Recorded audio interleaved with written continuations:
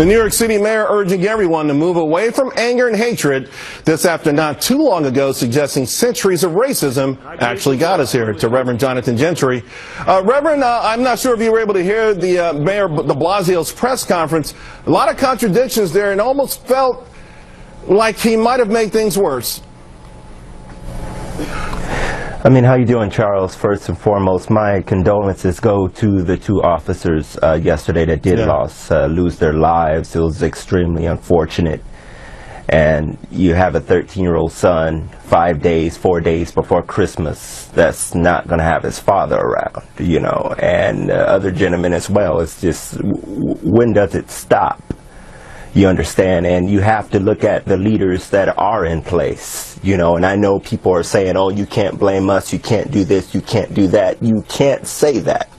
You understand? Because of the leaders that were in the forefront, we didn't saw your face the whole entire summer up until now. And now you want to retract, now you want to retreat of what you're saying. Now again, you want to pick and choose what you want to be part of. You understand? Look what our country is going. Look where it's going. Look where we're at as a country. You understand what I'm saying? When does it stop? The only thing I heard the mayor say, which made sense to me, is the hatred, is the racism. People are sick of racism in this country. You understand? We have leaders that are taking us back to the 60s. We're living the 60s all over again. It's 2014, about to be 15, and here we are going back to the 60s. When does it stop? You understand? There's 2 lives that was lost that put their lives on the line each and every day that are gone. Behind what? Reverend Gentry, I want to find out why, though. How did this happen? How did we go from 6 years ago celebrating the election of the first black president of America? Race relations were on a 30-year trajectory higher, and now they've come all the way back. How did that happen? Who's responsible? Again, like I said, leadership. You know, I don't even want to mention Obama's name. You and I know it's not a secret. It's not rocket science. He has been a disappointment. And I don't want to get no further into that. He has just been a disappointment when it comes to leadership and harmony. You understand? And I don't want to mention his name, but I'm going to have to. Al Sharpton. We have seen his face more than we've seen the woman in the Progressive commercial. And you know that's bad.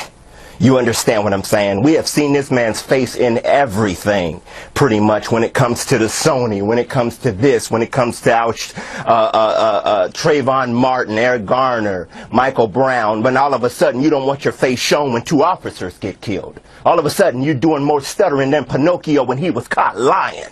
You understand me? You see where we are as a country when the leaders want to retract and retreat what they want to say? God wants us as a nation to walk in harmony and peace and unity. These leaders have not done that. I have been saying that since day one. This Uncle Tom that people want to make fun of and call me out. Oh, he's an Uncle Tom. But what happened yesterday is what I've been talking about the entire time. We need to come to our senses as American people. Reverend Gentry, on that note, we can replace these elected leaders and these anointed leaders, because some of these people were never voted in by anyone except the media and people with agendas. So how do you see the possibility of perhaps all of Americans outside of the special interest group saying, you know what, you guys are treating us all like fools, you're ripping us apart, we are one country and we all have the same goals and the same beliefs, and we want to have a greater nation for our kids? You have to understand, Charles, some were sent and others just went. Does that make sense? Yeah. You understand? Some are God appointed, some are man appointed. So at some point you have to realize and use discernment to see which one is causing confusion, who is causing division.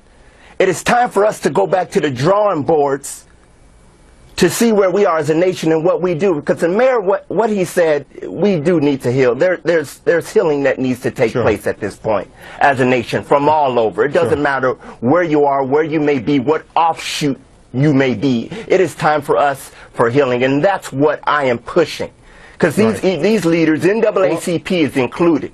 Reverend you understand what I'm saying? I got to wrap you here, but we love when you're on, and of course we do agree. I agree with you, certainly. Let's begin the healing process. Thanks a lot. Well, thank you for having me.